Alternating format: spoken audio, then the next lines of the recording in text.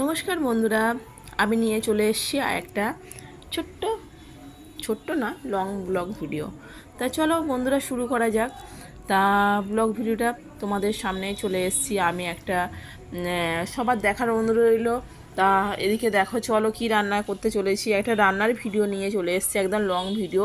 তা প্রথমে চলে এসেছি ভেটকি মাছের মাথা নিয়ে নিয়েছি। ভেটকি মাছের মাথা দিয়ে অনেক রকমের তো রেসিপি করা যায়। ভেটকি মাছের মাথা দিয়ে কি রেসিপি করা যায় চলো বন্ধুরা, একদম খুব মজাদার একটা টেস্টি একদম খুবই অসাধারণ রেসিপি। চলো শুরু করা যায়। তার জন্য গোবিন্দভোগ চাল নিয়েছি আর 3টে ভেটকি মাছের মাথা নিয়েছি। তো ভেটকি মাছের মাথা দিয়ে কি বানানো যাচ্ছে তার মানে গেস্ট করতে পারছো তোমরা। তা কি বানানো যায় তোমরা গেস্ট করো, বলো বলো।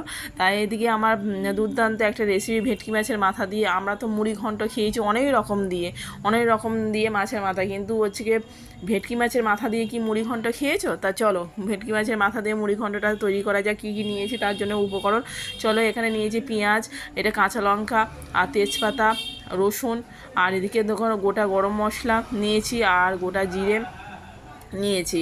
কেন বলো তো, ভেটকি মাছের মাথাটা নুন হলুদ দিয়ে মাখিয়ে নিয়েছি। আর এদিকে গোবিন্দভোগ চাল আদা জিরে বাটা নিয়ে নিয়েছি। আর এইবার কি চলো আদা জিরে বাটা নিয়ে নিয়েছি, একসাথে পেস্ট করে নিয়েছি। আর আলুগুলো ডুমো ডুমো করে কেটে নিয়েছি। তা একটু ভিডিওটা লং হয়ে গেছে, কেন আমি কাটছাট করেছি, করার পরেও অনেকটা থেকে গেছে, আর কিছু কাটছাট করতে পারছি না। চলো এদিকে কড়াই বসিয়ে দিয়েছি গ্যাসের মধ্যে। তা কড়াইটা আমার গরম হয়ে গেছে, তেলটা এবার দিয়ে দিলাম সর্ষের তেলেই, পুরো কাঁচা লঙ্কা দিয়েই করব। আমি গুঁড়ো লঙ্কা ইউজ করি না, গুঁড়ো লঙ্কা আপনারা ইউজ করতে পারেন না, কোনো অসুবিধা নেই। আমি গুঁড়ো লঙ্কা আমাদের বাড়িতে যেরকমভাবে খায় সেই মতন রান্না করে তোমাদের সামনে তুলে ধরার চেষ্টা করি। তা এদিকে মাছের মাথাগুলো ভেজে নিলাম, আলুগুলো তারপরে ফ্রাই করে নিচ্ছি। দেখতে পাচ্ছ ডুমো ডুমো আলুগুলো এবার কেটে আমি ভালো করে ফ্রাই করে নেবো। আর এদিকে পেঁয়াজ রসুন আর কাঁচা লঙ্কা একসাথে পেস্ট করে নেবো। তা এবার আলুগুলো ততক্ষণ ভাজা হোক, ততক্ষণ একটু লাল লাল করে ভাজা করে নেবে। কেন বলো তো, একটু খুব লাল না, একদম বাউন একটু কালার আসবে, আর সেই সময় আর আমি এবার গোটা ফোড়ন তেজপাতা, ওই গোটা জিরে আর তেজপাতা, তারপরে গোটা গরম মশলা একসাথে আমি ফোড়নে দিয়ে দিলাম তেলের মধ্যে। ওটা একটু গরম করে নিয়ে নাড়িয়ে নেব। গরম হয়ে গেছে, এইবার দিয়ে দেবো আমি তোমার ভালো করে এটা নাড়তে হবে, নেড়ে এবার কী বলো তো, এবার পেঁয়াজ রসুন আর কাঁচা লঙ্কা একসাথে যেটা পেস্ট করেছিলাম সেই পেস্টটা আমি দিয়ে দিলাম। আমি এখানে দেখো সব কাঁচা লঙ্কারই ইউজ করবো। এদিকে আদা জিরে বাটাটাও দিয়ে দিলাম, একসাথে ভালো করে মশলাটা কষিয়ে নেবো। মশলাটা যত পরিমাণে মতন কষাবে না তত তোমার স্বাদ বাড়বে। এদিকে নুন দিয়ে দিলাম, একটু হলুদ গুঁড়ো দিয়ে দিলাম, আর দিয়ে এবার ভালো করে মশলাটা কষাচ্ছি। দেখতে পাচ্ছি তেল যতক্ষণ না ছাড়বে ততক্ষণ ভাববে মশলাটা হয়নি। মশলাটা যত কষানোর উপরে নির্ভর করে। আর মশলাটা ভালো করে আমি কষিয়ে নেবো এইভাবে। আর একটু কী বলো তো, মুড়িঘণ্ট তো তেল বেশি একটু লাগে, তেল না দিলে মুড়িঘণ্টটা খেতেও ভালো লাগে না।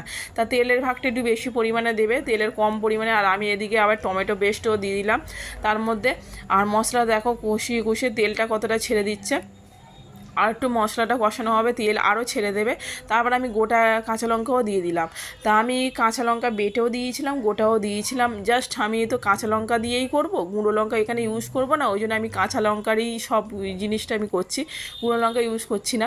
তা আপনারা গুঁড়ো লঙ্কা ইউজ করতে পারেন। এবার আমার ভালো করে মশলাটা যখন কষানো হয়ে গেছে, তেল ছেড়ে দিয়েছে, আমি ধুয়ে রাখা যে চালগুলো সেই চালগুলো দিয়ে দিলাম। মশলার সাথে ভালো করে চালগুলো আমি ভালো করে নাড়িয়ে নেবো, ভালো করে কষিয়ে নেবো। কষিয়ে নেওয়ার পরে আমি এদিকে দিয়ে দিলাম মাছের মাথাটা আমি দিয়ে ভালো করে কষিয়ে নিলাম। এবার কষানো হয়ে গেলে ভালো করে চাল আর মাছের মাথাটা একসাথে কষিয়ে নিচ্ছি। ভালো করে কষানো হয়ে গেলে ভালো করে তেলটা যখন ছেড়ে দেবে সেই সময় দিয়ে দেবো। এবার পুরো জাস্ট মশলাটা সব কষানো হয়ে যাবে, পুরোপুরি ভালোভাবে কষানো হয়ে গেলে তারপরে কিছুক্ষণ পরে আলুটা দিয়ে জাস্ট নাড়িয়ে নেবো। এবার এইভাবে আমাকে ভালো করে কষাতে হবে, নিচে যেন লেগে না যায় সেইভাবে তোমরা ভালো করে কষাবে, জোরে আঁচ দেবে না। এবারে ভালো করে কষিয়ে নিয়ে আমি দেখতে পাচ্ছি একদম কষানো পুরো কমপ্লিট হয়ে গেছে, তখন আলুগুলো দিয়ে জাস্ট একটু নাড়িয়ে। আর এই পাশে আমি গরম জল বসিয়ে দিয়েছি, আমি জাস্ট গরম জলেই করব, এখানে ঠান্ডা জল ইউজ করছি না, গরম জলে। আর আপনারা এইভাবেই যদি ইউজ করেন খেতে খুবই দুর্দান্ত লাগে। আমার এই পদ্ধতিতে ভেটকি মাছটা একটু ভালো করে ফ্রাই করবে, মানে একদম একটু মানে কী বলে নরম ফ্রাই করবে না, তাহলে মাছের গন্ধ থাকবে।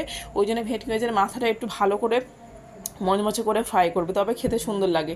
এদিকে দিয়ে দিলাম আমি গরম জলে একটু পরিমাণ মতো দেবে, কেন চাল অনুযায়ী গরম জলটা পরিমাণ মতো দেবে, কেন বেশি আবার চালটা গলে গেলে ভাত তৈরি হয়ে যাবে, খেতেও ভালো লাগবে না। সেই পরিমাণ বুঝে তোমরা হচ্ছে গিয়ে চাল যতটা কোয়ান্টিটি পরিমাণ নেবে সেই পরিমাণ মতো জল দেবে।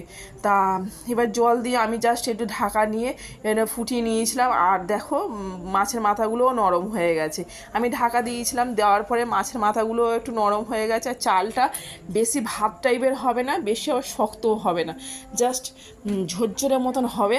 আর একটু আমার জল আছে, এইটা আমি করে নেবো, ভালো করে আমি নিয়ে নেবো।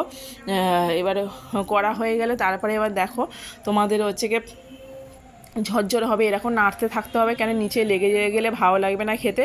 এবার আমি একটু চিনি দিয়ে দিলাম, মিষ্টি না হলে ভাল লাগে না। এইটা কী বলো তো, মুড়ি ঘন্টটা একটু ঝাল মিষ্টি লাগবে, ঝাল ঝাল লাগবে, মিষ্টি লাগবে। আর এদিকে আমার একটু ঝরঝরের মতন হয়ে গেছে, আর একটু গরম মশলা দিয়ে দিলাম, গরম মশলা দিয়ে দিলাম। এই গরম মশলাটা খেতে খুব সুন্দর লাগে, ওই জন্য আমরা এই শাহি গরম মশলাটাই ইউজ করি। তা শাহি গরম মশলাটা ইউজ করলাম, আর ঘি দিয়ে দিলাম, দিয়ে আমি এবার নামিয়ে নেব।